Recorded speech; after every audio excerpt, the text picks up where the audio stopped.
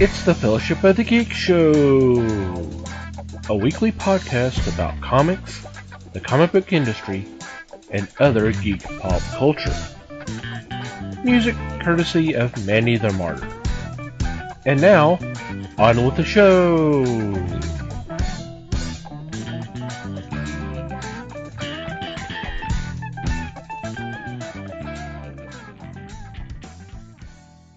Hey there, everybody, and welcome to a special timey-wimey edition of Fellowship of the Geeks podcast. Timey-wimey. In addition to Tom, Mike, Les, and Liz, we are joined by our Doctor Who experts, Carl and Brandon. Hey, guys. Hello. All right, let's go ahead and get into it. No, we need some ado here. Come on. No, I'm kidding.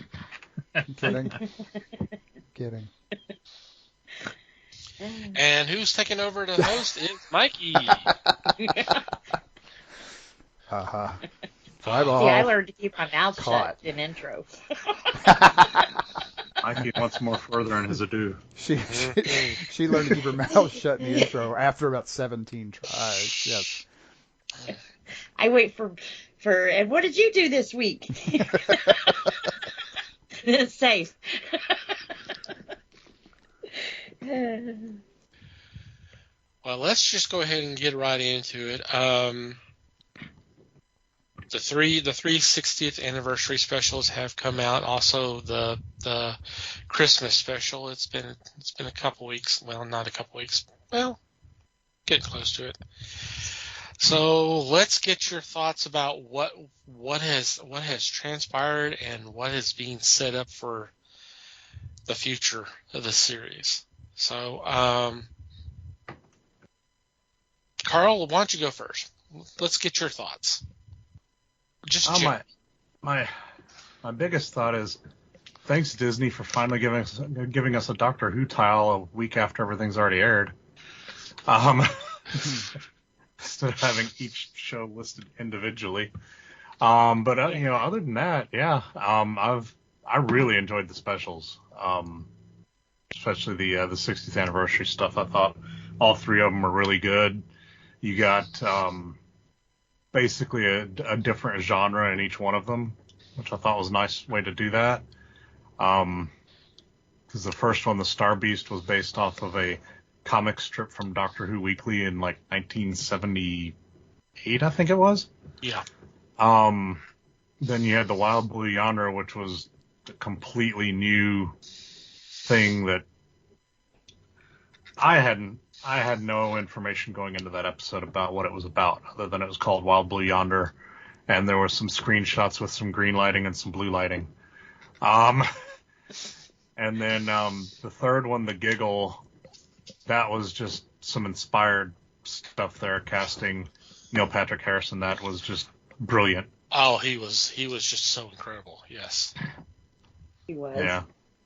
I have been looking forward to actually seeing them bring back the Toy Maker for decades, and I was not disappointed.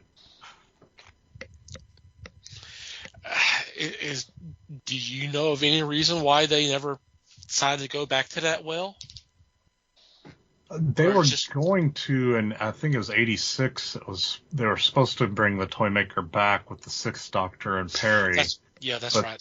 That's the season that got canceled because they put Doctor Who on hiatus before the trial. Thank you, Michael Gray. And Big Finish has touched on him a couple times in the audio stories and stuff like that, and I think he's been in a couple of the comics and things like that, but he hasn't been on screen since the original Celestial Toymaker back in the 60s, which they have animated now. We're actually going to get a video release of that here in February, I think it is. Cool. February or March, I can't remember. So I'm really looking forward to that. Yeah. Neil, you could tell Neil was just having a grand old time doing that. Oh, yeah. Well, and he actually knows hand magic. He knows trick shuffling and card dealing, and he knows he is actually a puppeteer, so he knows how to work the marionettes and all that kind of stuff. So he was perfect casting for this. When he's working the marionettes, that's actually Neil Patrick Harris doing that. When he's doing the fancy shuffling, that's actually him doing it. And of course, we all know he can sing and dance. So oh God. Yeah. it was like they tailored the part for him. Yeah, I totally agree. He was just that made it special. I mean, I mean, there was some other great stuff in there as well, but I mean, it's hard not to watch him. I mean, he didn't chew the scenery; he devoured it with those weird little tiny teeth of the toy maker. Right. the 1 million teeth that he has. Yeah, exactly. Oh my God. I had seen someone mention, and I mentioned it on one of the previous episodes, that someone compared that toy maker to like DC Comics Mr. Mxyzptlk. Very impish, but there's also a dark side, which I mean that's something that DC had not added until the last couple of decades. But still, there's so much fun stuff, but also there's stuff that can really scare the crap out of you. Oh yeah. So yeah, especially just the sheer level of power he has available to himself. Right. So, Brandon, your thoughts? I really liked it. They were all cool. I think Gatwa will be a nice change of pace. I really enjoyed him. Mm-hmm. Yeah. He had to stand next to two big characters. And I think he did a pretty good job doing that. Well, I think I mentioned it before after the giggle came out. I said I loved his energy. I loved the attitude. I loved the confidence. Mm-hmm. And I'm like, if this is what we're going to get from now on, he's going to be up there. He's going to be up there with Tennant, Smith, Tom Baker, and all that. He's going to be that well. Yeah, I think you're right. And then when the Christmas special came out, lo and behold, hey, what do we get? we got the energy. We got all that.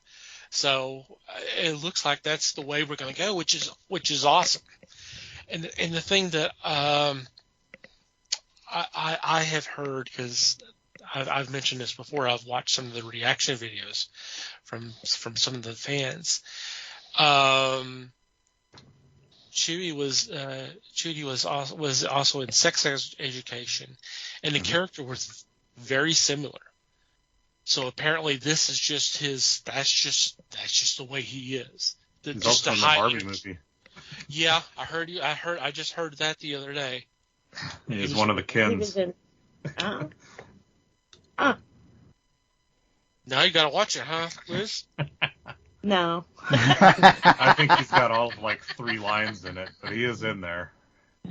Oh, I'm sure it's on YouTube, so you can probably look at it that way. I had a friend quote that movie, and I texted her. I was like, "Girl, what is wrong with you?" It's a pretty good movie. I enjoyed it. It was fun. Is it? Huh. It's a lot of fun. They even from the very beginning of it, you can tell they just wanted to have fun with it and be goofy. Huh. The question becomes, how much goofy can you stand? Yeah. True. Well, and I've said it before. I'm not a Margot Robbie fan. I don't know why. I've just never really cared for her. And people are like, "Oh, but she was so great at this." And it's like, eh. And I'm not saying that she's ugly or not talented or not. I mean, she's gorgeous, but, yeah. She is by far not the best part of the movie. Yeah. She's Really? good in it, but yeah, Ryan Gosling is great in it. Will Ferrell is really good in it. Kate McKinnon is great, and Rhea Perlman's actually in it. She's pretty good. Rhea Perlman is? Wow. Yeah. Oh, that's cool. That's a rare sighting. That Exactly. is. Huh. I may watch it then. I'll try it. Oh, Rhea Perlman did it. The Rhea Perlman agenda. There you go. Yeah. So, what did everybody think of the big action sequence at the end of the giggle with the game of catch? Oh, it was perfect. I mean, that's Doctor Who. Battle for the safety of the universe by playing catch. Yeah. Makes sense to me. Well, I was a little upset with it at first because I was sitting there thinking, this is Doctor Who. This should be more of a mental game, right? Show off your intelligence. But then Becky put it in perspective for me, and it hadn't occurred to me. The first time the Doctor plays the Toymaker is in the Celestial Toymaker story back in '66, and they play the Trilogic game, which is a game of pure logic. Right. Right. The second game with Tennant and Neil Patrick Harris is cutting the deck. It's a game of chance. Right. So the third one is a game of physical skill, and that made it okay with me. I'm good with it now. I was like, okay, yeah, that makes sense. You got all three of your standard game formats there. That makes perfect sense. The Toymaker would want to go that kind of route. And I loved. I don't know if anyone here saw the Doctor Who Unleashed or the commentary for the giggle, but they were talking about that whole scene in the script is just one page that says catch 47 times. So they just improv'd a bunch of it, and then they took whatever looked best for the camera. And none of the three of them could actually catch the ball. They had to fake catching it the whole time. Oh, of course. As much as I really, really, really enjoyed Neil Patrick Harris, I think the second episode, though, was actually my favorite. Yeah, that's a good one. It's a good psychological thriller. I love those kinds. It was Event Horizon done well. Yeah. I definitely got the Horizon vibe when I was watching this, which scared me there for a second. Yeah, I was concerned as well because I'm not a huge fan of Event Horizon, but I love good psychological horror thrillers, and Wild Blue Yonder definitely falls into that category for me. Yeah. Which is it's funny because you remember who's in Event Horizon? Sean Pertwee. Yeah. Yeah. That's true. So I had blocked that out. That's actually the first time I saw him in anything. What's that? And then I thought it was really sad about the captain. It's like, oh man, they made you feel really bad for a character you didn't even know, Yeah. Never saw them. And it looked like she was like a seahorse or something, or space horse, or yeah, equine in nature. Yeah, that was pretty cool. Yeah, which explains why the seat was so big on the bridge, because it was designed to hold a horse. Yeah. And why all the buttons are big pokey big switch buttons and not like dials or knobs or toggles or anything. It's just big push buttons for their hooves to hit. Yeah, you tried hitting a keyboard with a hoof. Exactly. It made sense. Everything held together. It and did. most of that hallway was all just green screen. They only had like 100 foot of floor. Yeah. Huh. Then everything around them was just 100% green screen, except for the robot. My arms are too long. Yeah. That's going to go in there with Are You My Mummy?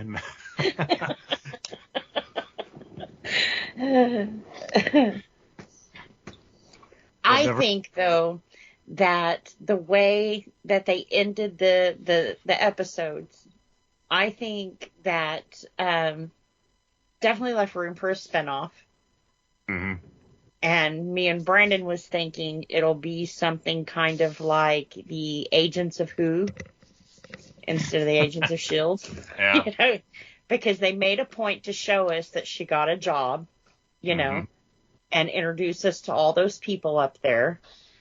So I definitely think, you know, and they also made a point to show that he had been traveling with Rose, you know, so there's room for stories there.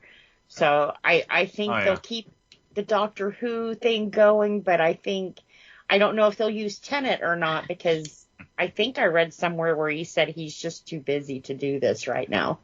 Well, Davey says he wasn't bringing him back, but yeah, he can always go back on that. Oh yeah. Well, I mean that's one of the things they've been talking about for a long time, is to do a unit spin-off, and now that they have the Avengers, I mean Unit Tower. Yeah, right. I said the same thing. And it looks like Iron Man's house. What was the thinking about with that? Why would they design a building that would look similar to Stark Tower? They're repurposing sets. You know, they're with Disney now. Maybe they had the blueprints handy. Right. They're trying to touch into that zeitgeist is what they're doing. Yeah. They made it look similar on purpose so that people would recognize it as that. When they said that unit command center set was the most expensive set they built, so I'm sure they're going to use it for more than just that special. Yeah. And I think I wouldn't be mad about that. No, I'd love to see that. You know. And it was great. And it wouldn't mess with the original, which would upset the fans, and, you know. So it's kind of a way of giving us something different without changing what you already know and like. But other than, you know, the spinoffs, I'm kind of enjoying Disney money on this. The special effects have been great. The sets have been good. Not saying Doctor Who was bad, but... Oh, it looks so much better, though. It's so much better, you know. In the commentary for the Star Beast, they said they spent more on the Star Beast than they spent on an entire David Tennant season before. Wow. And he was the Doctor a while back. Yeah. Yeah. When they had 14 episodes a year. Right. So. And I liked the naked gremlins. Those are cute. Keep your it's like they shaved meat down and was like, here we go. Don't bring your kinks onto the show, Liz. Come on, we talked about this before. And they had that great They had that great traditional song about eating babies. Right. Great traditional Christmas song. Yum, yum, eat it up. I want to go back to the one thing I thought was awesome with the giggle is to see Mel back. I love Mel. It seemed like she was not there very long between Colin Baker and Sylvester McCoy. Yeah. So to have her there and actually be part of Unit, maybe she'll be on if they are doing a Unit series, which God, it seems like if they're not, then they're giving off the wrong signals. Yeah. Yeah. She made a point to say that she was still working there too. Unit will be in next season in at least one episode, and Mel will be in at least one episode next season too. Yeah. So we will get to see more of her. Who do you think the old lady at the end is? Mrs. Flood? Mm-hmm. I don't know. Yeah. At first she just looked like a nobody, but then the way she broke the fourth wall and looked at the camera and, you know, knew that it was a TARDIS. I think that during that time he was in the house, I think she went in the TARDIS and maybe had her own little adventure, you know. I mean, if Katie Manning wasn't still alive, I would think she was Iris Wildtime. But if you're going to do Iris Wildtime, just cast Katie Manning to play it, because that character was written for her. Which, if anyone listening doesn't know who that is. It's a character that Big Finish created that's just kind of like this crazy female Time Lord that has the hots for the Doctor and thinks they're like an item. Huh. And her TARDIS is stuck in the shape of a double-decker bus, and the dimensional stabilizer's busted, so it's the same size inside as it is outside.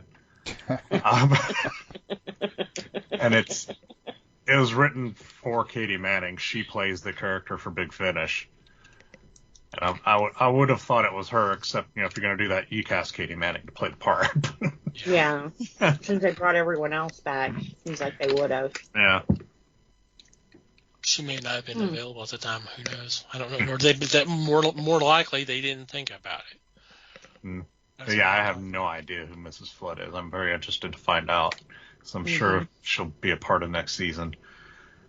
Yeah. And I'm sure a lot of people out there are screaming, "She's the Ronnie." Okay, I doubt that. Yeah. I've Original series. Yeah, original series. Yeah, you need to go back and watch original series. She's a Time Lord in the original series. Yeah. We started. Brandon has me going back and watching them. Good. What season is that? Keep up the good work, Brandon. With Eccleston. Yeah. That's where we started, anyways. That's not the original series. That's not the original series. That's not classic, no. No. See, the original stuff I watched on PBS. And that's kind of one of the sad things when I was watching a lot of these reaction videos. Is when Mel showed up, there's this humongous question mark forming over their heads. They have no fucking clue who she is. Then she mentions she's a companion and said, "Oh, well, that must have been from the original series." I'm like, yeah. Why don't you watch that? You claim you're a Doctor Who fan. Watch the original series. And she wasn't the first redhead, like she says in the episode. Right. You had Turlough and Liz Shaw before her. Mm-hmm. Anyway. It's on Tubi, people. Go watch it. Jeez. Yes. Tubi has just about everything from the classic series. Yeah. Although if you have access to the iPlayer, they have everything that they're allowed to air. They're not allowed to stream An Unearthly Child right now because the son of the original writer is throwing a hissy fit.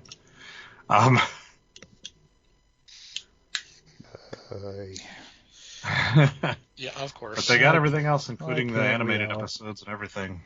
Why can't we all just get along? Jeez. Yeah. That'd be too easy. That's awesome. They launched on, I think it was November 1st, they launched on the iPlayer what they called the Hooniverse, which has like all of Doctor Who. It's got classic series, new series, Torchwood, Sarah Jane, all the animated stuff, the Doctor Who Confidential, Torchwood Declassified, all that stuff is on there in one spot. K9? Yep. Cool. K9 and Company? Yeah. Yeah, not the Australian K9 series. That isn't on there because the BBC doesn't own that. Mm-hmm. And that was really bad anyway, so. I'll admit I own a copy on DVD, but it is bad. I believe you. It's really bad. They never did get the movie made. They were talking about actually doing a theatrical movie with K9 versus Omega. Okay. Which it's the same guys who own K9 wrote the Three Doctors and created Omega, which is why they were going to do it, because they own the characters. Mm-hmm. Sure, of course. I think that's a little out of K9's league. It was almost out of the Doctor's league. It took three of them to do it. Yep. Yeah, exactly. Yeah, what did everybody think about the 14th Doctor's sonic screwdriver and its new capabilities? Where he's able to draw screens in midair and draw force fields and slide them around and stuff.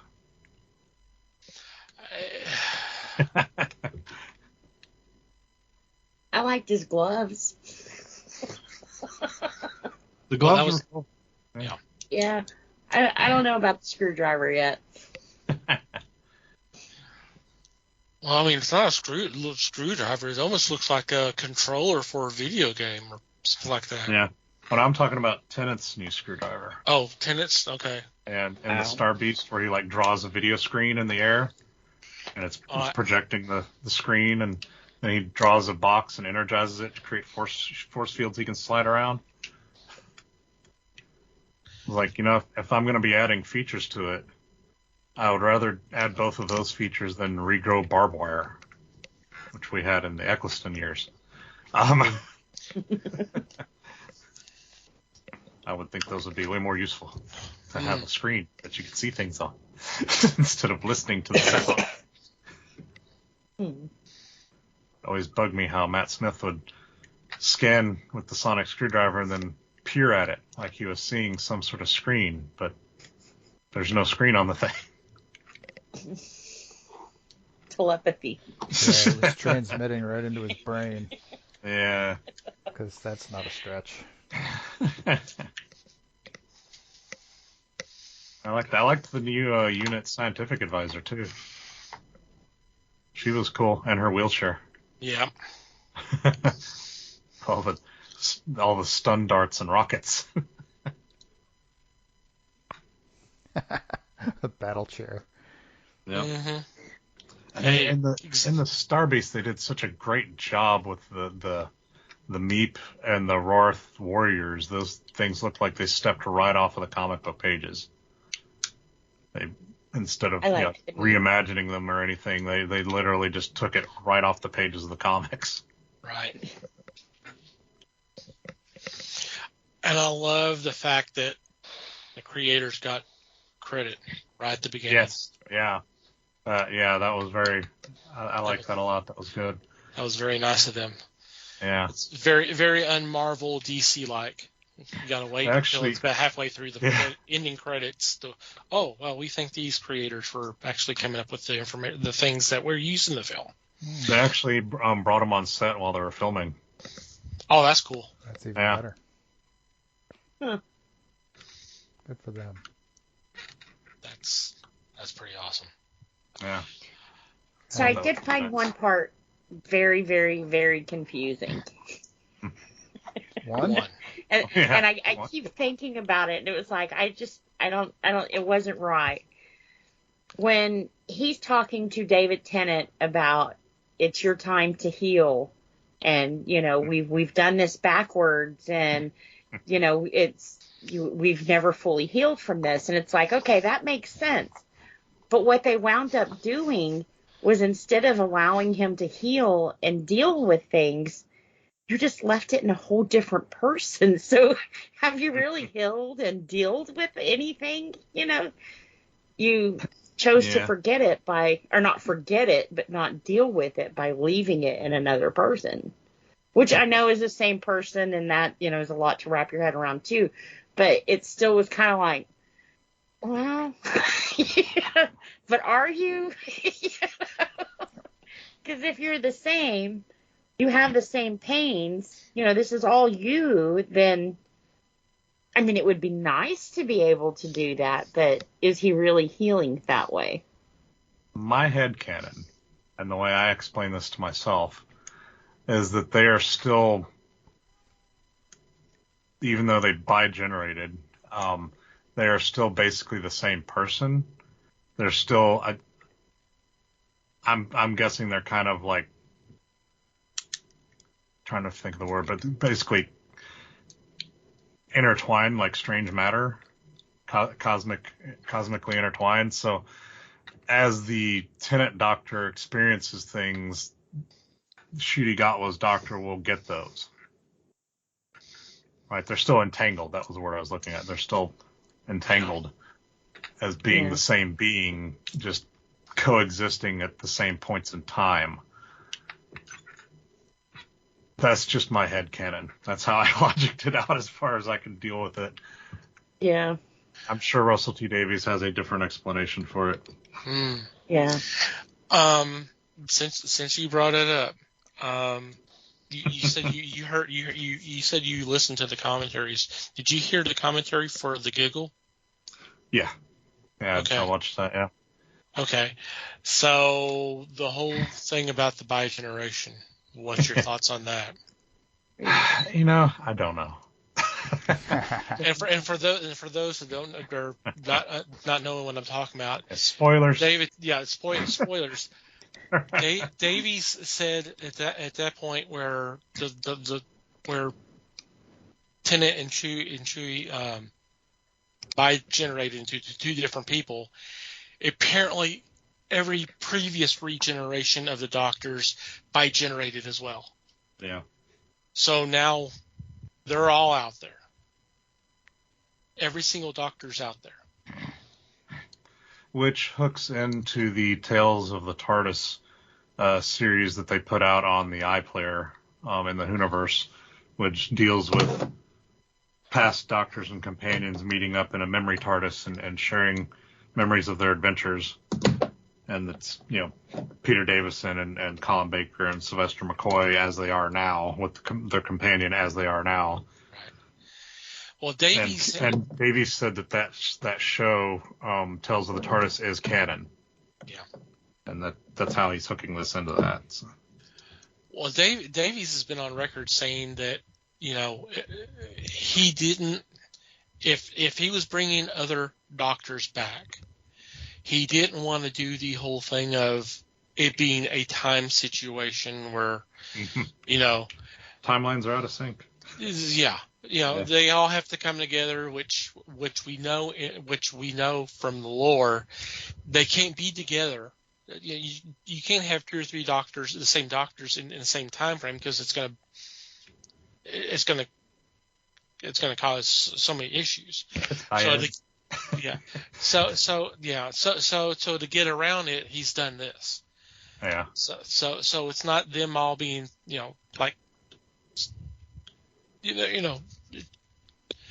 Sylvester McCoy being brought to the present, but somehow we're all supposed to think, imagine him the way he looked like back in 86 or 87, when he looks like he's 2024. It's just he's out there. Yep. The Sylvester McCoy Doctor is out there today, and I'm like, okay, well, I mean that's cool that you're acknowledging that. I don't know. We'll see, because I know there was a lot of people that were really upset about just the whole bi-generation happening, and now to come to find out that it wasn't just this particular Doctor was affected. That's gonna piss off a lot more people. Oh yeah. I mean, they're trying something different. I mean, they've done the time out of sync thing before, and so they're trying not to do that again. And also, they got to figure out a way to get around the 13 regens thing. I mean, they did that with the whole timeless child thing. The Doctor doesn't actually have a limit on his regenerations. He's not actually a Time Lord. Ah. That they got it from him. Yeah. Yes, he's the chosen one. That made a lot of people mad. That made a lot of people upset too. It was referenced in the Christmas special, where he talks about how he was, he doesn't know who his parents are. He was a foundling because he was just abandoned basically, and a Time Lord found him and did experiments and figured out how to give regenerations to the Time Lords. Oh, they measured his midichlorians, did they? Yeah, basically. His Arctron energy. Right. But no, I mean, I like it when they try different things, right? I mean, that's the whole reason the show's been around for 60 years, is because they try different things, and that they don't always stick, they don't always stay. I mean, we all, I think, remember the Skittles Daleks from Matt Smith's time that were around for all of 2 stories. And now we're back to the problems. Yeah, you're right. I mean, the show's been around for 60 years. You've got to introduce new stuff to freshen it up and keep it going for another 60 years. So, I mean... Hell, even just for this year. Let's think small. Well, I know, but still. I mean, feel free to plan ahead beyond that, because you can. Oh, they have. They've already shot. They're in the process of shooting season 2 already. And yeah, that's what they're calling it. That's the other big debate. Shooty's first season isn't series 15; it's season 1. Yeah. Well, from some of the stuff I've read, it's basically what some people are saying, that, and this is going to be kind of weird, that literally the Ninth Doctor, like Johns and Plutons were. From the Ninth Doctor to 14th Doctor, it was literally one humongous story arc. And now it's all been resolved, so now we have a clean slate, we have a new Doctor, and all that. So we're going on from there. And I'm like, I guess I can understand that. Yeah, this is considered the third era of Doctor Who, basically. Right. You have the classic series, New Who, and now New Who. As long as it's not New 52 Who.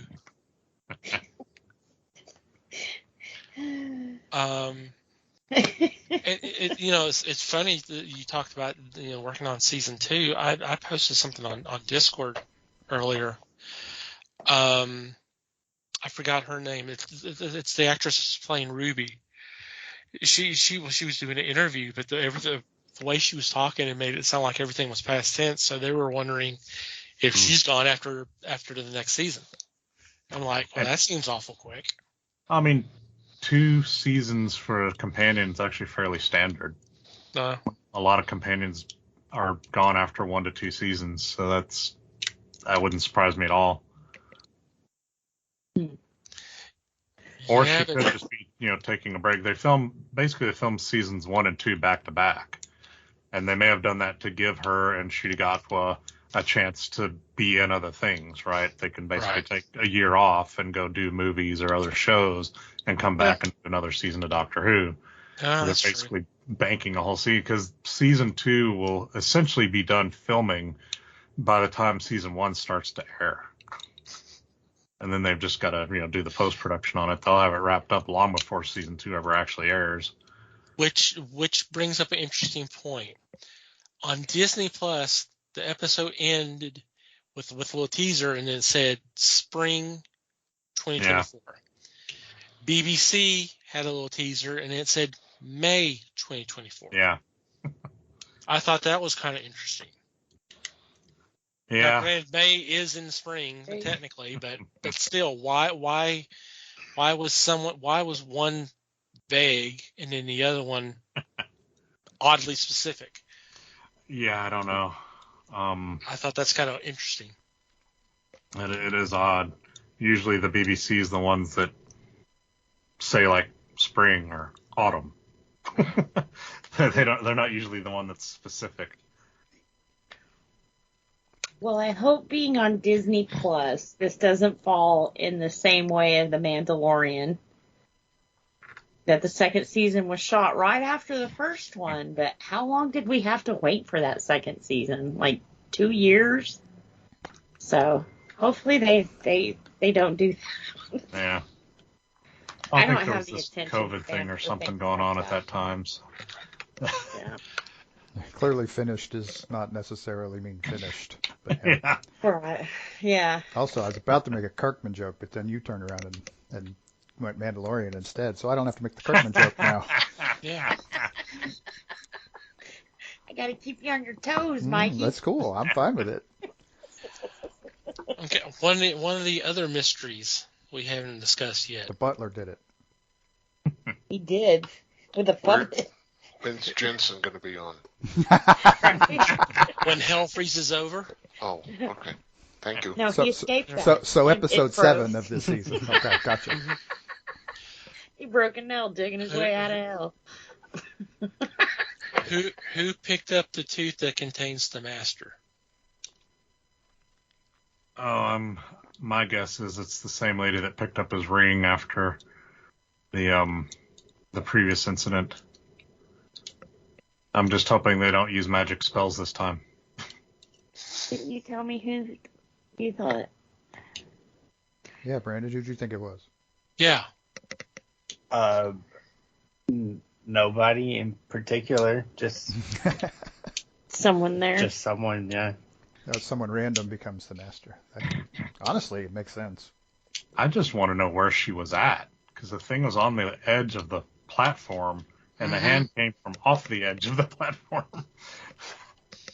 Yeah. And everybody, Spider-Manning by to grab it, or because everybody else was on the other side, right there close to the hangar door. I want to know the physics around that tooth pickup. Give us the tooth fairy. Check back over. Johnson? No, please. Doesn't have to be that tooth fairy. Jeez. They could just do what they want and go nuts. Pick any random star who wants to be on Doctor Who and say, okay, you're the tooth fairy. Run with it. Why am I seeing Dwayne Johnson and his little wings? We're trying to get away from that. I'm trying to redirect here. Quit helping. Trying to make Tom quit grinding his teeth, so he's up.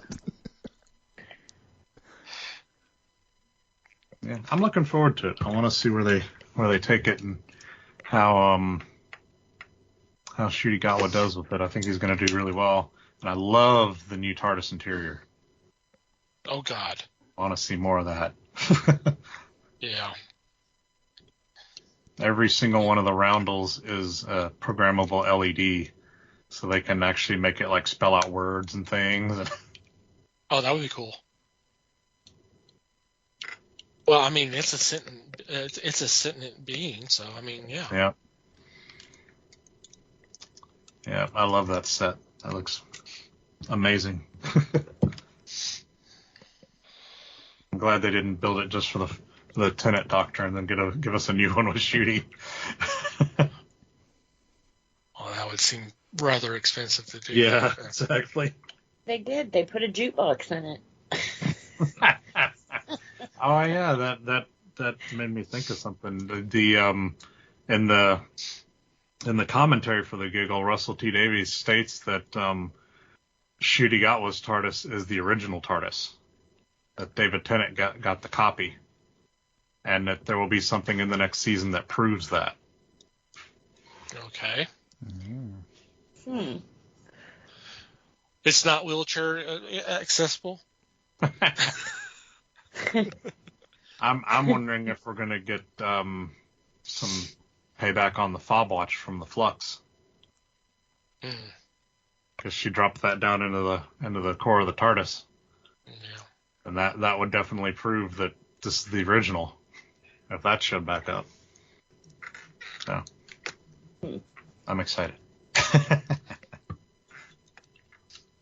Did you like the remastered theme song?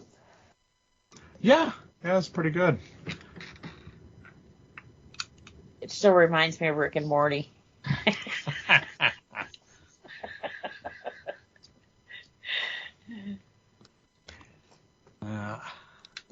I like the new intro sequence too. It looks nice. Yeah. Kind of skimming along in the vortex there, hitting the edges occasionally. I'm not sure how I feel about the logo just kind of like popping up out of nowhere, and the TARDIS dodging it, but I'm okay with it. I do wish they got the Disney Plus logo at the beginning of everything. Yeah. I saw one where it was, it had the castle and said Disney under it, but then the arc is the TARDIS flying over it and it hits the plus and bounces off, and I'm like, why don't they just use that in front of all of them? It's that would great. Be cute. It's cute. Yeah, it looks great. I was about to say they've done some pretty cool stuff with that logo, like with Obi-Wan. They did the lightsaber to do the swoosh to create that arc. So I don't know. Yeah, I mean, they made it. Why don't they use the thing? Right. Yeah, and we got the Doctor Who Confidential's back. They renamed it Doctor Who Unleashed. So we get a half-hour behind-the-scenes special for every episode. That's fun. That's cool. Of course, not on Disney Plus, but there are ways to watch it. I have no idea what you're talking about. Yeah. Mm. And then they post behind-the-scenes shorts on YouTube that are different from the Doctor Who Unleashed stuff. So you get even more behind-the-scenes content if you want it if you go to YouTube. Mm-hmm. How do you get to be more unleashed? I don't know. They'll figure out a way. So where did you guys see it with the commentary? There are ways.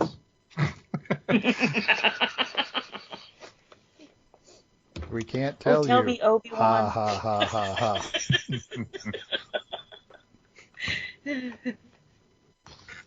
Les, your thoughts. You've been kind of quiet about this. Been extremely quiet. Les is plotting things. Is Les even still here? I don't know. Probably not. Well, thank you for noticing. I've gotten through the first two, and I've enjoyed them. I thought they were a good watch, for sure. And to have Wilford back just made my day. Yeah, that was a great scene. Yeah. Because he was such a strong part in the Dr. Donna series. Mm-hmm. I know his job was over when they were finishing that season, but he was such a strong character, and I want to say that I was a little taken aback by the duplicates in second showing, second episode. Mm-hmm. I really kind of scratched my head and said, what the hell is going on? I think that was the point. Well, then they really worked it. And the two long arms, those were actual prosthetics. It wasn't CGI. No, really? Yeah, they actually made those arms and had these poor ladies punching actual hair into those fake arms for hours. Oh, no. They were commenting on the Unleash It. David Tennant has very hairy hands. Better than Which really made his day, I'm sure. He thought the prosthetics were great. They showed him playing around with them, goofing around with them. Oh, I could see him doing that. I like your arms, too. But my take was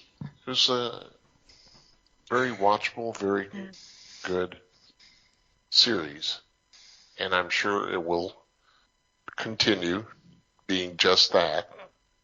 So I'm happy for it. I hope that with Davies, I'm sure the stories are going to be prime. And I've just got a feeling that with the direction that they have, mm-hmm. particularly the directors, I think this will score big. Yeah. So I'm in. Russell T. Davies, in the 15 years he's been gone, seems to have learned how to write an ending. Because that was always my biggest problem with him back in the day. He'd write great stories, and then the endings would be like, what? Why did you do that? Yeah. Like the whole fairy doctor at the end of the third season with Doctor and Martha, where it goes from Dobby Doctor to the fairy doctor with all the lights glowing around him, and like, really? Yeah, you're right. But he seems to have stuck the landing this time, so I think he's grown as a writer. Now, can we get him to talk to George Lucas to see how to write a romance part of his story? You want Lucas to tutor him, or you want him to tutor Lucas? I want him to tutor Lucas how it's too late for that, to write man. something. It's too late. It's over, man. Let it go. Yeah, he's done writing it, so. Yeah. Unless he goes back in time. Which doesn't mean he's done dicking around with it, but anyway. Oh, he's done dicking around. He has no control over it now. Yeah. So. Disney locked it in. Mm-hmm. Disney's good at putting stuff in a vault, so Yeah. we can only hope. Yeah, they are. It's okay. I got my copies. I don't need their vault.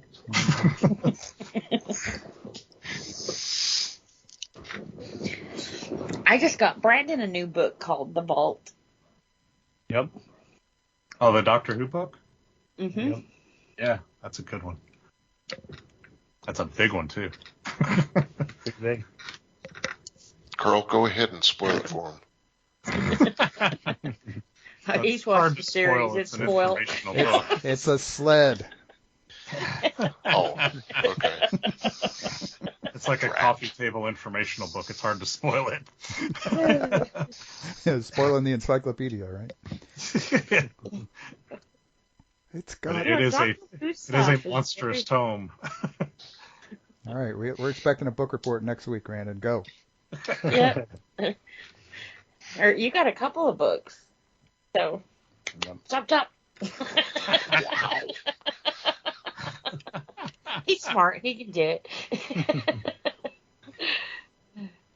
But, Doctor Who merch is not easy to find. Well, it depends on where you look. Didn't arrive on time. I should have got a hold of you. What you got? There's this wonderful site called Amazon.co.uk. And if you type in Doctor Who there are thousands of pages. There may be one or two items there. That's what I should have did. .uk. Amazon.com has a lot too, but yeah, if you really want to look for something a little more unusual, the harder to find stuff, just look at like Amazon.co.uk, because I mean that's like the source basically for most of it, or go to the publishers, the actual publishers of the books. But yeah, Amazon UK has tons and tons of stuff. Now you'll pay a fortune in shipping, especially for books 'cause they're heavy. Get the paperbacks. Get the American translations too. I got to the point when I was trying to finish off my Doctor Who DVD collection, and there had been a while there where I just couldn't afford to be buying the DVDs on a regular basis, so I was behind quite a lot, and several of them were out of print in the U.S. But I went to Amazon UK, and they had everything, and it was actually cheaper to buy them there with the conversion rate and the shipping than it was on Amazon. Wow. So a good chunk of my collection are Region 2 DVDs, and a good chunk is Region 1. Time to invest in a Region Free player. Oh, I did.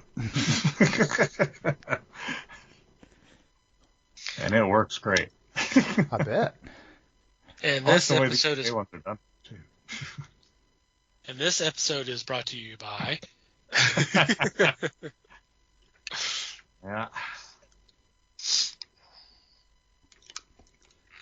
Well, the UK ones are nice because they took the cover art, the sleeve, is double-sided. And it's the same artwork on both sides. So if you get like a scratch on it, you can just pop it out, flip it around, put it back in, and it looks good as new. Well, that's convenient. Or some of them, they do different artwork, so you could pick the artwork you wanted on the cover. Americans, nope, cheap. Print it on one side, the other side is just white.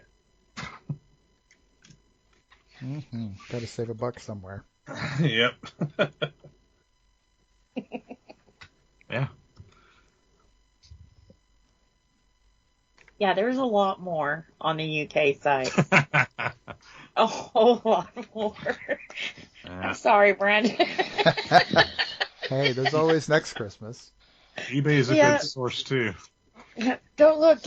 You can find a lot of stuff on eBay, too. On eBay? I looked a little bit on eBay. Yeah, you gotta be careful of pictures of pictures on eBay. Yeah, you gotta dig good on eBay to find the good stuff, but it is in there some. I just recently, my wife got me for Christmas the 50th anniversary 11-disc soundtrack set that they put out for the 50th that I was never able to get my hands on. She got me the limited edition of that for Christmas. Oh, wow. Very nice. Like basically an 80-minute CD for each doctor. I'd say she's a keeper. Yeah. Yep. Ironically, it was from the manufacturer, but the manufacturer doesn't sell it on their website. But it was their eBay store. Nice. Yeah, it's a good Christmas all around. New Doctor Who, new CDs. Celestial Toymaker coming out on disc. They colorized the Daleks. Did anyone see that? No, I missed that. Yeah, for some reason they took a 7-part Hartnell story, the first one with the Daleks, 175-minute runtime. They cut it down to 75 minutes and colorized it. Huh. Some parts of it are really good. Other parts you can tell there's 100 minutes missing. Colorization looks great, though. They did a great job on colorizing it. Now, if they would do that with war games, that would be great. I'm worried them cutting that down to 75 minutes from 10 episodes.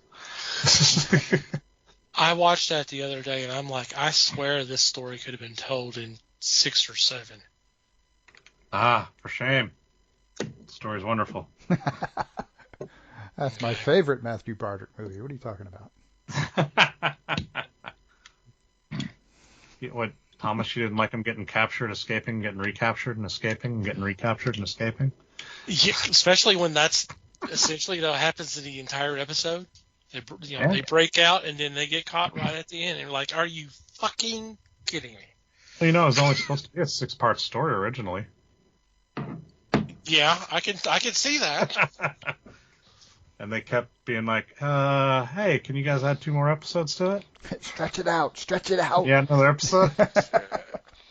It's a tribute to Malcolm Hulk and Terrence Dick's capability to stretch that to 10 episodes.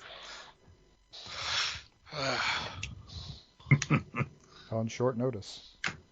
Yes. With no budget. They did actually have budget because they were canceling other stories that weren't going to work. Ah, okay. So they just used the budget for those, but they had to, fill the time slots. So that actually helped with the budget because they kept using the same sets and the same actors. I mean, they were already there, so, why not? Exactly. I don't know. I've always liked that story. I don't... Yeah, it could have been told shorter, but when I'm watching it, I never feel like it's being drug out either. It's a good story, but it just, right there toward end, it just seems like, okay. And, it's a significant one because of what happens at the end of the story. Oh, yeah. With the trial and all that. Yeah, well, we can definitely spoil it. We spoil 50, 60-year-old things all the time on our show. Well, 2 new episodes for less on this episode because he hadn't watched them yet. Well. Watch that 50 and 60 yards. They're your shit now. No, he's talking about the third episode of the new thing. Yeah, the giggle and the church on Ruby Road. Yeah. Yeah, it was a lot of fun. It was. Very enjoyable, and I've got high hopes for what's coming ahead. Yeah. In spring or May, whichever comes first. There's rumors that the first spin-off series we're going to get is actually going to be based on the Sea Devils and called The War Between the Land and the Sea. And they've supposedly got filming dates for it now. So we'll see how that goes. I just watched that again the other day. I've been watching it on Pluto TV. Yeah. The unfortunate thing is they don't have all the stories. Yeah. Because they literally go through all 7 doctors in a week. Yeah. Tubi has more of them. Right. I just hadn't gone over there yet. Which usually what I'll do is I'll flip over to Pluto and see what one's on there. And if I've seen it recently, I'll flip over to Tubi. And I did that the other day, and they were showing the same exact episode. They were at the same exact point on both channels. Wow. It's like, what are the odds? And it was Legopolis. I was like, oh, come on. I mean, yeah, it's a regeneration story, but they air it all the damn time. Right. See, that's the thing that's kind of funny about with Pluto, because I mean they'll show Planet of Spiders, which is Pertwee's Swan Song. Yeah. And then they jump to Ark in Space. They don't show Robot. Yeah. Which is, I mean it's an okay story, but I love watching it just for the sequence of the new Doctor. Yeah. Getting, kind of finding themselves. Yeah, I mean, Tom was just, it's fun to watch. He was just on from the get-go. Right. I mean, Ark is definitely the better story, but yeah, you should have the first episode of a new Doctor. Right. That does seem weird they don't have it. It's weird the ones they don't have. I don't know why they only have the 200 or so episodes that they have on Pluto. If maybe that was the only ones they had clearance for streaming at that time, but I can't imagine that's correct because Twitch had been streaming all of them before that when they did their 2 or 3 run-throughs. Yeah. Which that was a blast. I loved that. Yeah, that was fun. I wish they would do that again. Yeah. But they missed their chance. They could have done it last year. Yep, they could have done it to lead up to the 60th. Mm-hmm. They could still do it to lead up to May/spring. Yeah. So they better get started soon. Yeah. Twitch has enough problems as it is right now. Maybe this could distract from their problems. No, they have enough distractions on that website. Thank you very much. Yeah. No idea what you're talking about. It's okay.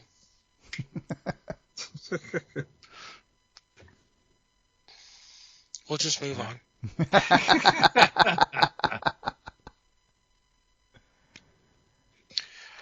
All right. Is there any final thoughts before we wrap up this roundtable? I'm sitting at a square table. Is that okay? This one's kind of rectangular. Leave. You don't have tables? Mine's theoretically a desk, but I'm lying. I'm in a I don't recliner. have either. there's so many things bolted onto it, it might become self-aware at some point. But Hello, Dave. I mean, there's always more thoughts. I can always talk about Doctor Who, but we can get into the weeds. But I think I'm good. Brandon? Hello. Sorry to wake you up there, Betty. I apologize. I'll buy that for $1.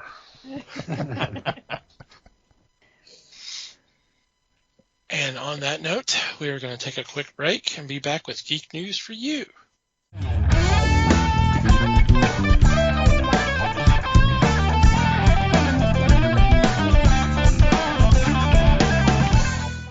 And we're back, and it's time for Geek News for you.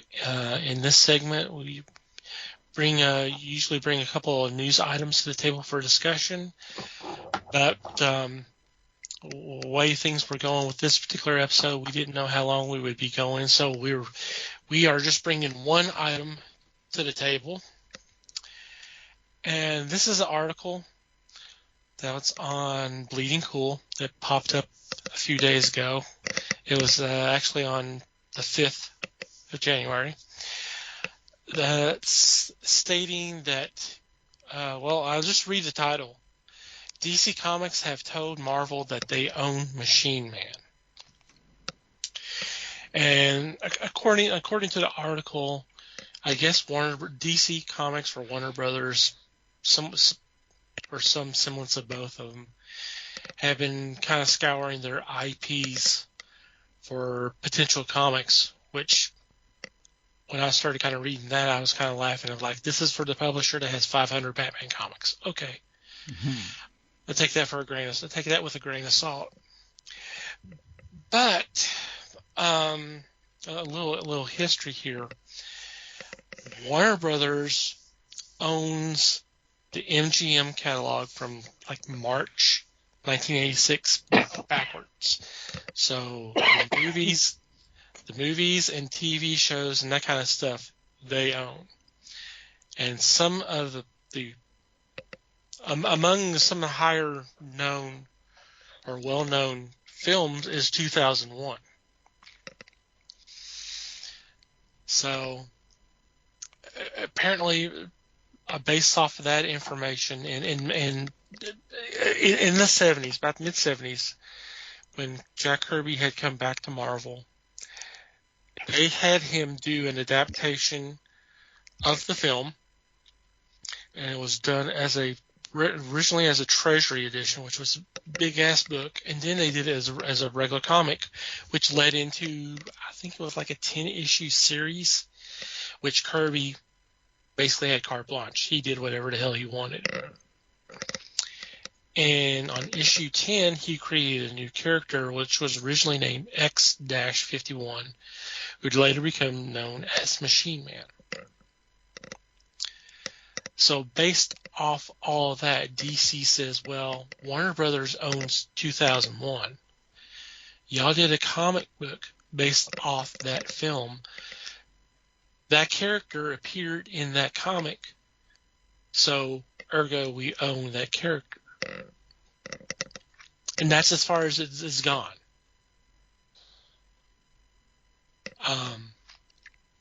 I've done some research as recently as a few hours before recording, and this for reference today is the 8th, Monday the 8th, and I've seen nothing online regarding this other than the Bleeding Cool story. There is discussion on Reddit, and there's discussion on Comic Book Resources message board, and then a few tweets. That's as much. So there's been nothing from DC saying, yeah, this is true, or that's not correct. Marvel, and there's been no update. So let's get into this a little bit. What's your thoughts? I admit I don't really know who this character is anyway. Right. And I might just be in the dark on this. I might be the only one who's not heard of this guy. Right. This seems that the one, the idea itself that DC is like sending Marvel notifications that they own things, that seems awfully confrontational at this point. Mm-hmm. I mean, neither Marvel nor DC has been doing anything like that for a while. So it just seems a little out of character. I mean, how much Warner's acquisitions of MGM back catalogs and all of that has bolstered their confidence, I don't know. But I don't know. I mean, but then again, how little I know of this character, part of me wants to just say, well, who cares? Are they going to make a movie of this guy? Well, let me provide a little bit more details. He's like a D level character. He pops up every once in a blue moon when some writer decides, hey, I like this character from whatever I read before, so I want to use him again. That's pretty much it.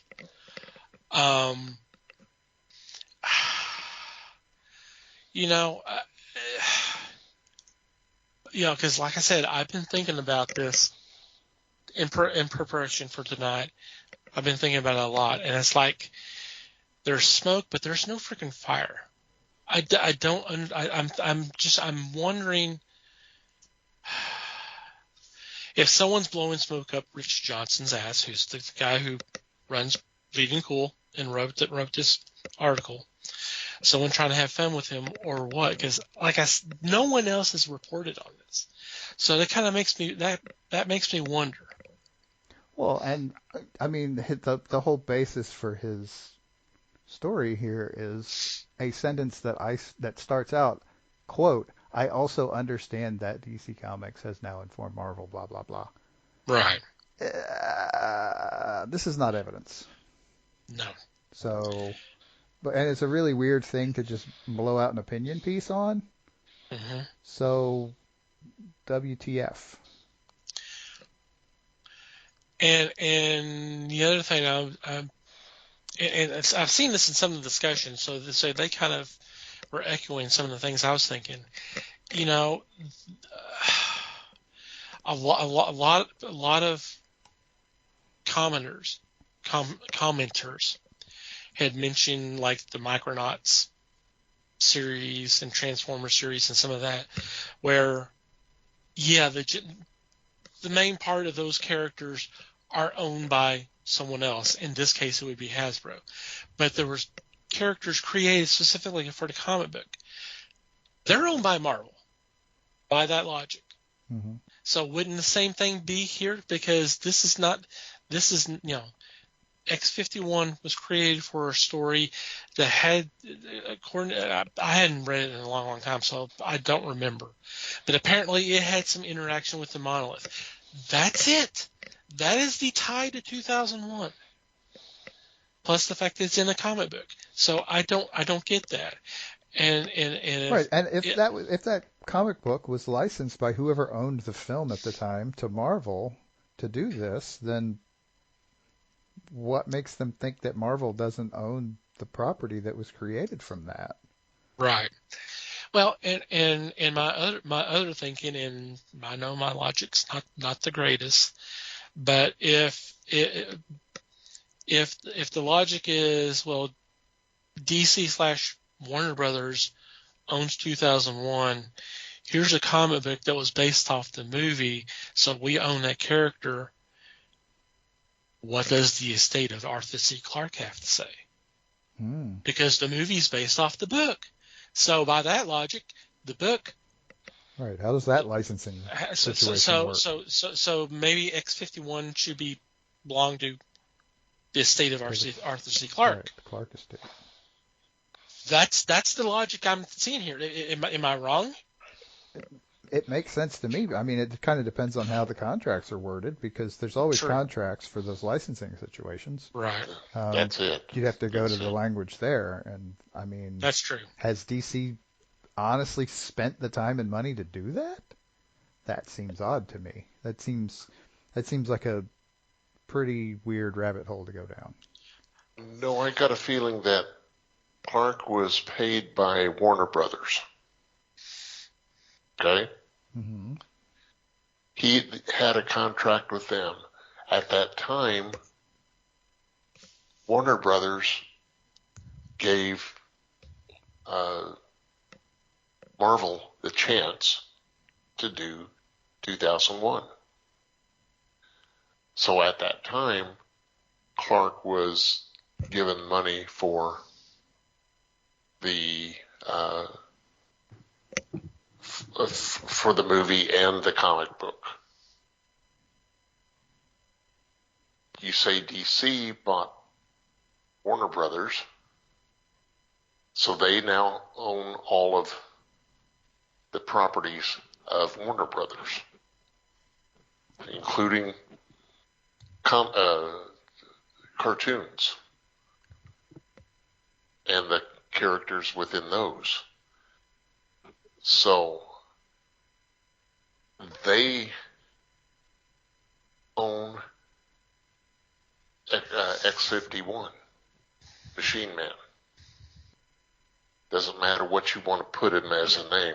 They own X-51, which Marvel introduced in their comic book. They had a license to do a comic of 2001, which they did.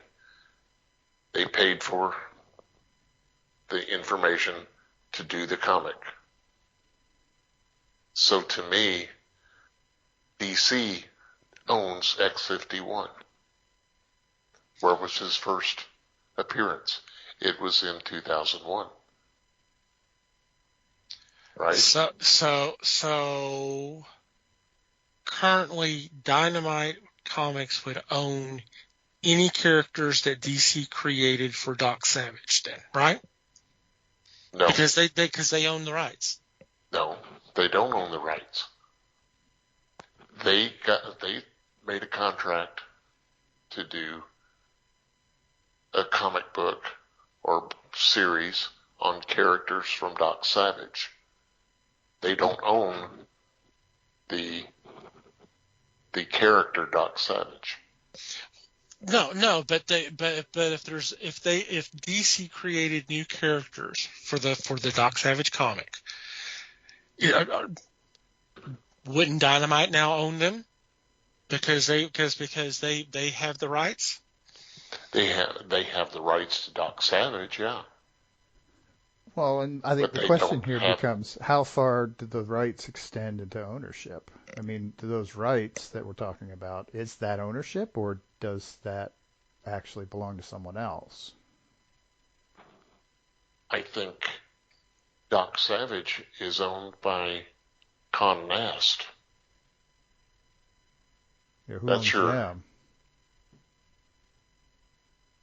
I couldn't tell you. Right, I don't know either. It gets tangled. It gets tangled real fast when you go through all these acquisitions over the course of however many years we're talking about. Yeah. In either case.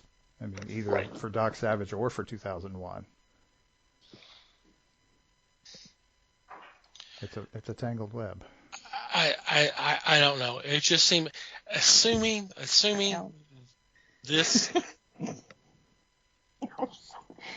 I had some really good things to say, and it's been muted the whole time. Oh, good. Sorry. Welcome. Thank you. Throw them in. Go for it. Right. Well, to me, it kind of reminds me of Chaos Comics.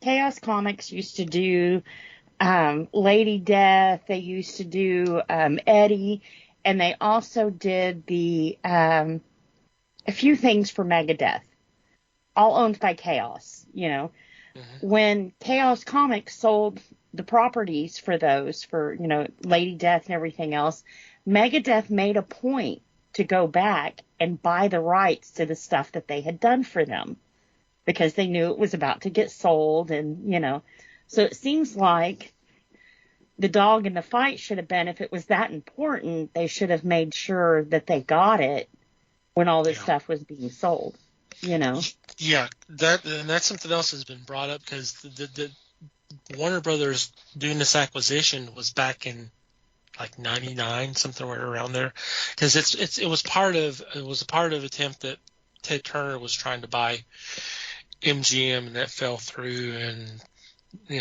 and all that happened. So it's like, why all of a sudden is this character, as Mike pointed out, is a very insignificant character. Most people don't even know who the hell this character was until this popped up. Right. Why all of a sudden is this an issue? Assuming this isn't an issue. Like I said, no one else has picked up this story as of a few hours ago. And you would think regardless of whether we hear from DC and Marvel, official or unofficial word regarding the story, the fact that no one else has picked it up and said, hey, this may or may not have happened, that screams something to me. Right. How is DC throwing an ultimatum to Marvel not news in the comic world? Because they haven't done that in a while. They haven't sniped at each other real good in a while. No, and there was an article not too long out about that, and I think that DC and Marvel try to stay out of each other's way, because before, what used to be like fun banter between the two fandoms has gotten really, really toxic. So I don't think they try to step on each other's toes anymore. Right. Well, before, I used to kid around about it all the time until people got real serious with it. I don't give a fuck if DC's better than Marvel or vice versa. To me, it was just funny. Something that I could jab James with, but people took that serious, and, it was like, oh yeah, we're best. And, with all the movies, and I won't even step off into that, but yeah, I think that they try to stay out of their way, but this kind of thing kind of reeks of somebody was going through some old paperwork and was like, oh, hey, look at this, I don't think this was a planned kind of thing for them, Maybe that's why they haven't said too much about it yet. It's because they really don't know too much about it yet. I don't know. That's but okay, for them to neither make do an the rest official of us, statement, so it's it'll have to be in stone. We're all in the same boat. Yeah. Yep. They're not making an official statement because they don't have anything to say.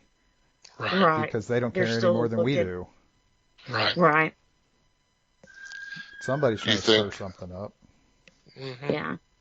You think maybe DC is saying, oh, you want to take Marvel off the shelf? Okay. We're going to make sure Machine Man never gets seen in your comic anymore.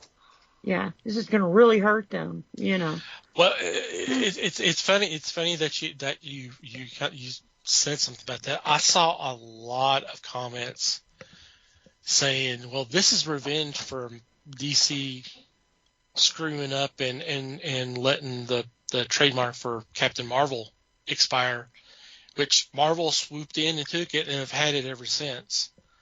Yeah. So that's why Captain Marvel Comics is always titled Shazam, because they can't use it. They can't use Captain Marvel as the title.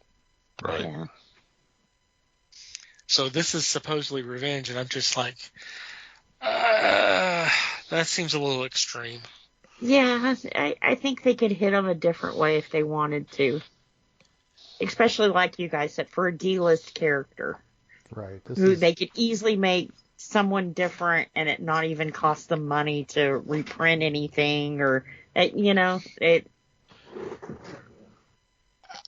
I mean, it is a robot that has been transformed. Oh God, how many many characters are there in comics like that? Right, like Cyborg. I mean, Vision. It's like if you really want that character, create your own. Now, is this the same franchise of the one that Henry Cavill's about to do? XO, is it? What is that? God bless. What is the name of that? XO Man of War? Man of War. Yeah, isn't that what he's getting, that series that he's getting ready to do too? No, but I wish, but no. It would be cool to have an XO Man of War series, but nope. I thought that's what he was saying. He's doing Warhammer. Warhammer, okay. War something. I knew it was War something. Man of War. And it was a robot. Isn't he like part robot? I know nothing of Warhammer 40K? Possibly. Yeah. Okay. I know nothing of it, so. Yeah. I only know it because it came out of Henry Cavill's mouth.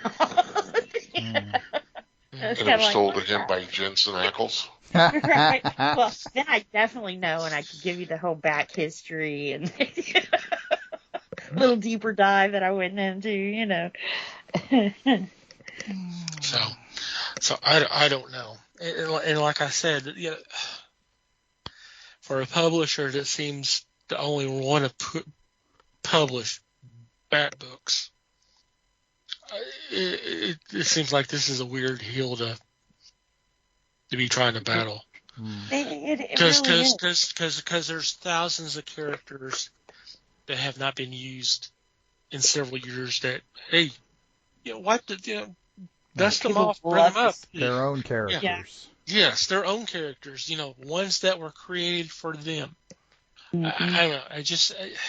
Like I said, the more I think about it, the more I think I don't think there's really anything to it. I think it may have been just someone was going through and saw this and maybe trying to pull Rich's leg. I don't know. Isn't there that big court case going on right now between Kirby, Ditko, and all a lot of that got settled. Yeah. Right. It's not all. But that would have been a lot of paperwork to go through. Especially if this is Jack Kirby's work. And it would be kind of a, I mean, there could be a connection to that. You could be partly right. There could be, but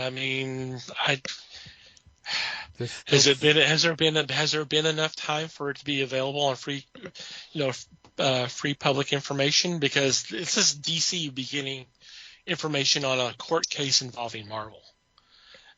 It seems like it would be a little too soon to be doing that, but I don't know.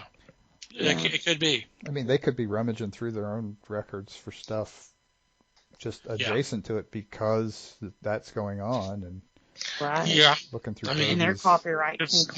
Because Kirby State could be going after DC for all that stuff. Yeah, I don't know.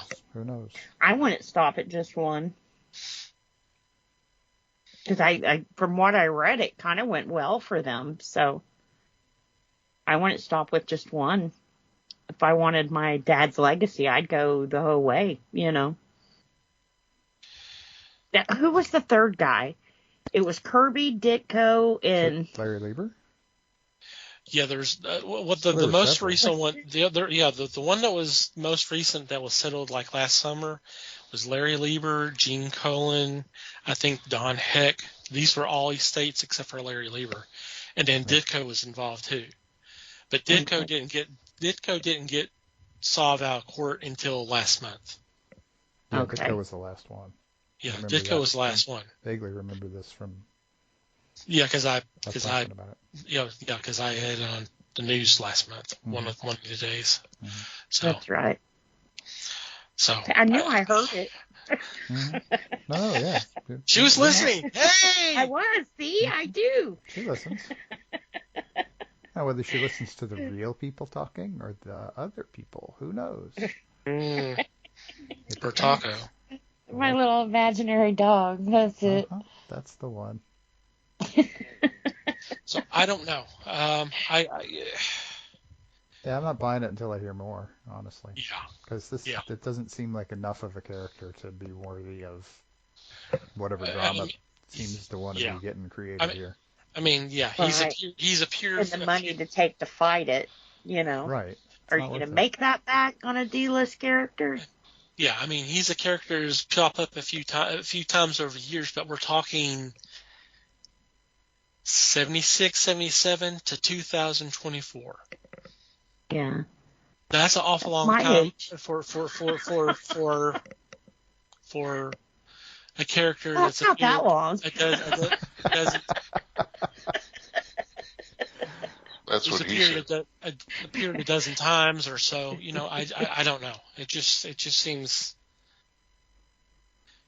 if you really want to fight that battle, I wouldn't think this would be the character that you go, okay, let's do it. Yeah. Mm-hmm. That's true. But it's one they can definitely say it's not just an opinion of it slightly resembles ours. This is the guy, drawn by the guy. It's the guy, and the question becomes who owns that work, or who has whatever rights, however the rights worked out back then. Who knows? Don't they kind of have some kind of weird agreement like with Spider-Man?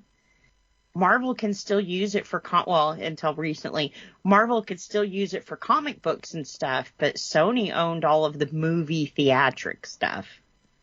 Maybe that was the case, or supposed to be the case with this too. You can do the movie stuff. You just leave the comics over here to them.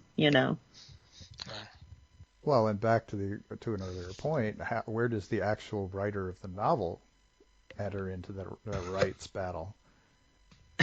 Right. Or at this point, his estate, because he's long gone.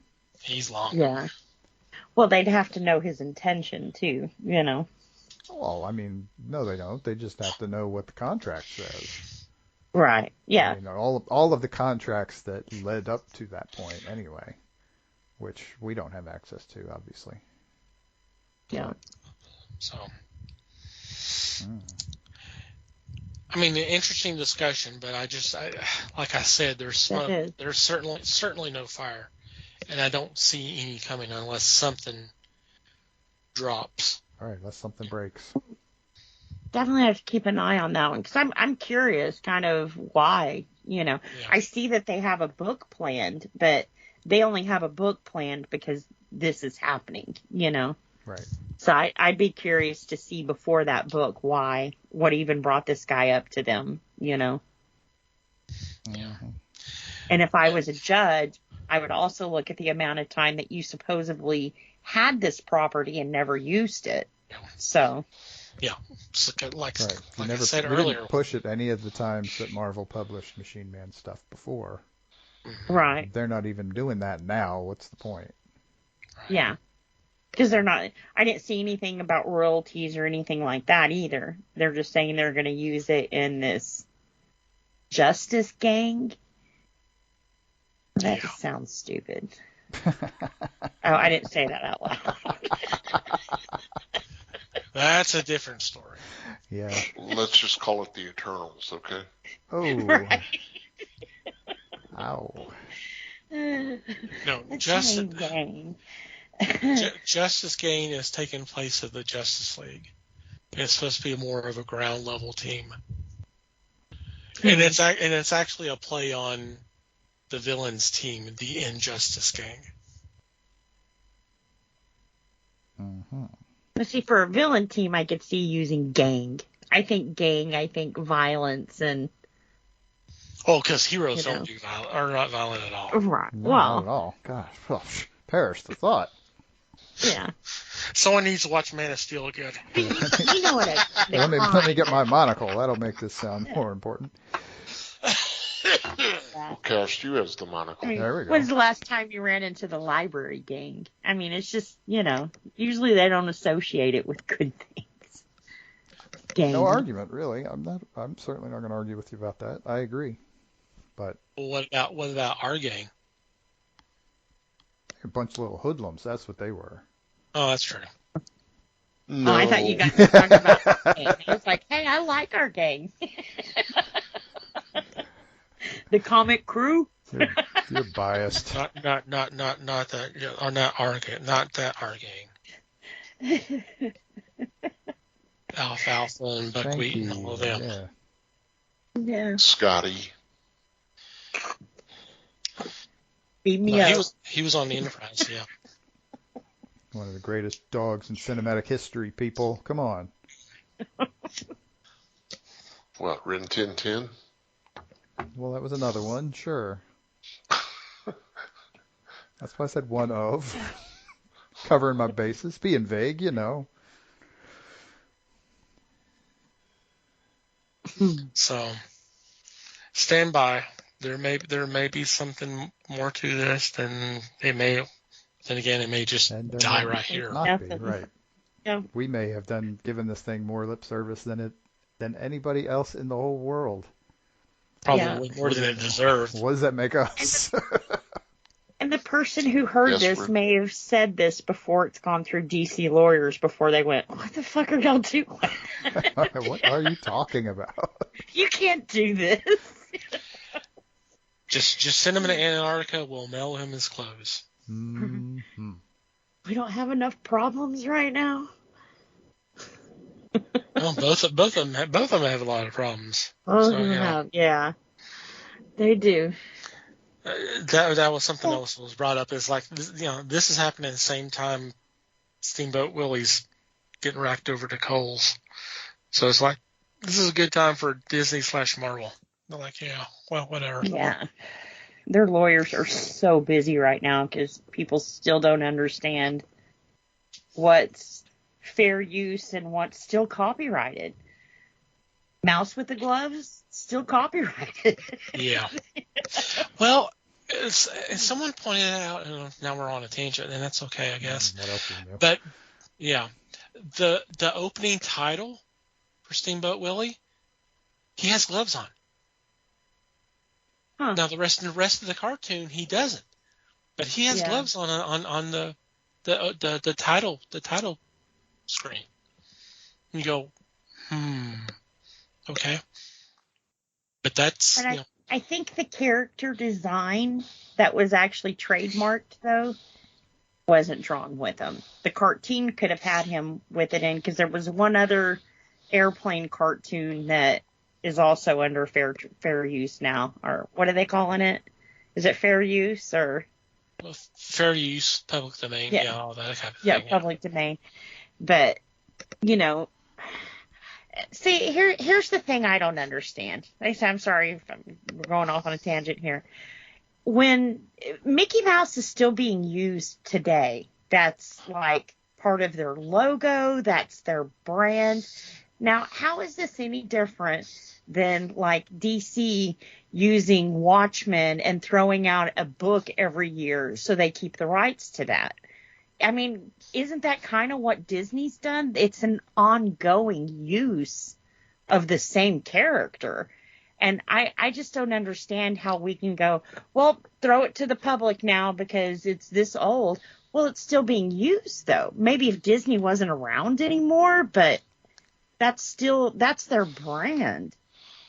Part of the name Disney has the mouse ears over it. And that's certainly going to be their argument when it comes up.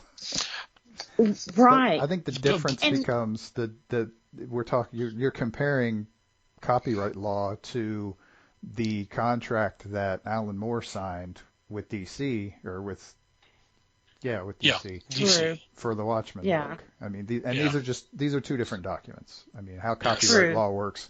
Hell, if I understood, there's people who go to law school that don't understand copyright law. Right. So to me, it just doesn't seem fair. I understand like when a writer or an artist or someone dies and you can no longer seek that permission. But I mean, Disney, come on. That's who they are, House of Mouse. This is basically a mega corporation.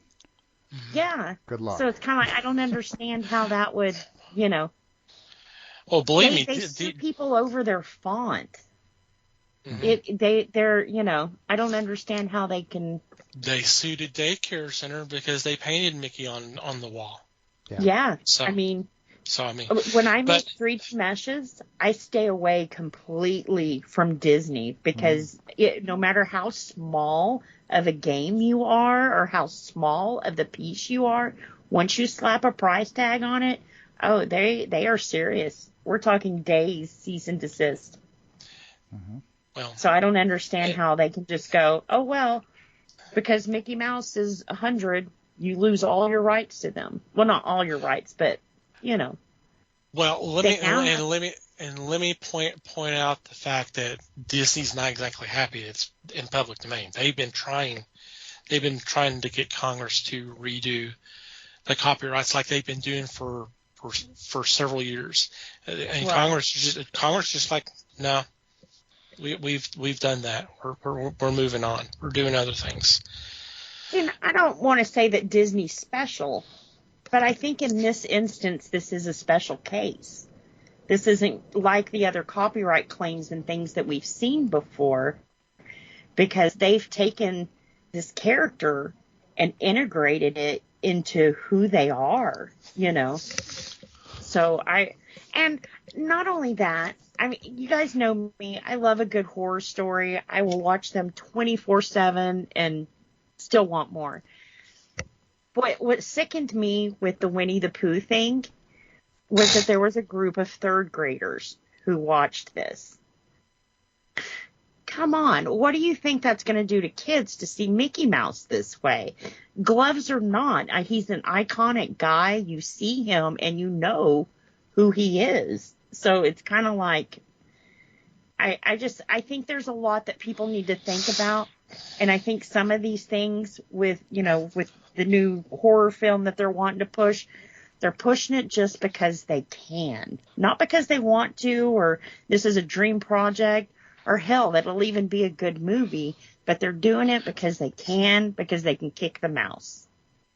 And that's just, it doesn't seem fair. But Winnie the Pooh is based on a character that Disney did not create. Right. And Alice in Wonderland. And that's another fair point. You're talking about Disney and all these characters. Most of their characters are based off of public domain stories. Right. Which is why I think it's great we have things like that, because how many kids would know who Alice in Wonderland is right today without Disney? They kept that work alive. So in those cases, that's why we have public domain. How is by making Mickey Mouse in public domain now keeping a legacy alive? Well, the legacy's still alive. You can go to the theme park tomorrow. There's no keeping it alive. There's no adding to it or making it fresh. They do that every year with redesign. They put a new dress on Minnie Mouse, So I think there's this, not saying Disney special, but I think in this case for this copyright, it is a little bit different than what we've seen before, And like I said, Twain and all of them, I'm all for keeping the classics to where kids today, making it fresh for them so they can understand it the way that they did with Snow White and Frozen and Little Mermaid and all of that. But they also took and made those characters brands. It wasn't the same as it was in the public domain, but basically, Well, so and honestly, your branding idea, I think, is relevant, and I suspect that will be a part of the defense. Yeah. And not just a brand like a beer can or anything else. This is a brand that reaches children, I'm not sure how relevant that is, but the idea that that there is a significant amount of branding going on here, I think it's a reasonable argument. And how is that going to affect the whole legal process in this? It will be an interesting story to follow along the way. It definitely will hurt Disney, Potentially. Of course, because when people see Mickey Mouse, they're going to think, well, Disney approved this shit, No, we didn't. We didn't approve of a serial killer mouse, But Disney's going to get crap for that because that's how iconic Mickey Mouse is. So, I don't know. Like I said, definitely that's another one I've been kind of keeping my eye on. And it's funny how people don't understand how this works, It's not a free-for-all. They did lose some of their rights to this, but it's still not a free-for-all, I have a hard time finding ignorance of any kind funny, but whatever. That's just me. Yeah. I'm weird. Yeah. I mean, go on Etsy, and it's full of ignorance and copyright claims. I mean, I don't understand how they stay open, but, a lot of people, I didn't know because you they can't put a shitload of disclaimers on in there. That's why. Because Etsy makes everybody sign something saying, Etsy's not responsible for this. That's why. Yeah. But anyway. Well, I'm saying these little stores, I don't understand how they haven't been come after. They've got Mickey Mouse bongs, that's another. You don't want your brand, which is supposed to be family and wholesome, associated with dildos and bongs, or horror movies. So I think they definitely got a good argument. Of course, I'm a Disney adult, so I'm on Disney's side on this, but no kidding. Yeah. It'll be curious if the courts are too, because right now, courts do not like Disney right now. So, we shall see. We shall see. Yeah. Both of these cases. Well, be interesting to keep track of both. Different legal, All right. Any special shout-outs this week? Obviously, we want to thank Carl and Brandon for joining us. But absolutely. Any others? Yep. Them, for sure. No, I'm good. Yeah. I think that's it. Okay. Well, we'll move on to our regular shout-outs. I want to thank Pop Goes to Culture for allowing us to be part of a great group of podcast network. If you go to our show notes, there will be a link there where you can check out some of the other shows. We also want you to check out the fine men and women who are kind enough to spread the word of fellowship by retweeting our links on Twitter/X. That is Podern Family, and the best way to do that is to do a search, #Podern Family.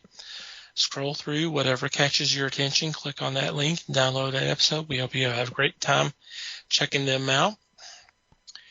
We want to thank Manny the Martyr for supplying music to our podcast.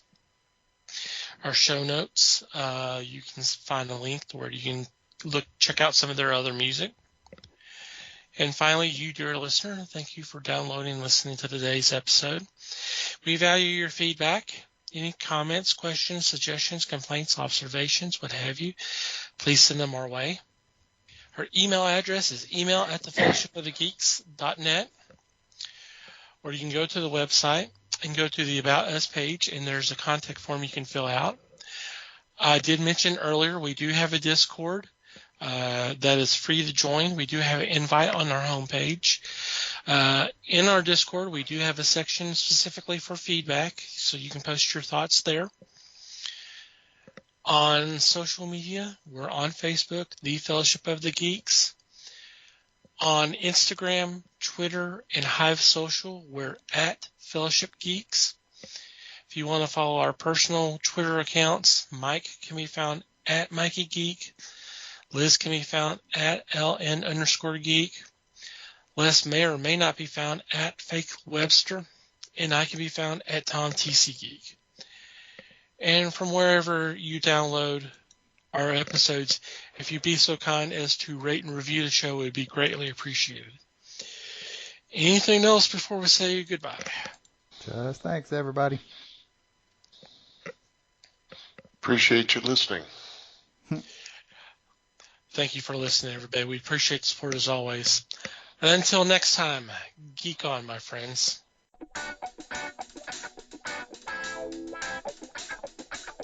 We thank you for listening to the show. Comments, suggestions, and questions can be sent to email@thefellowshipofthegeeks.net. You can follow us on Facebook at The Fellowship of the Geeks and on Twitter at Fellowship Geeks. Until next time,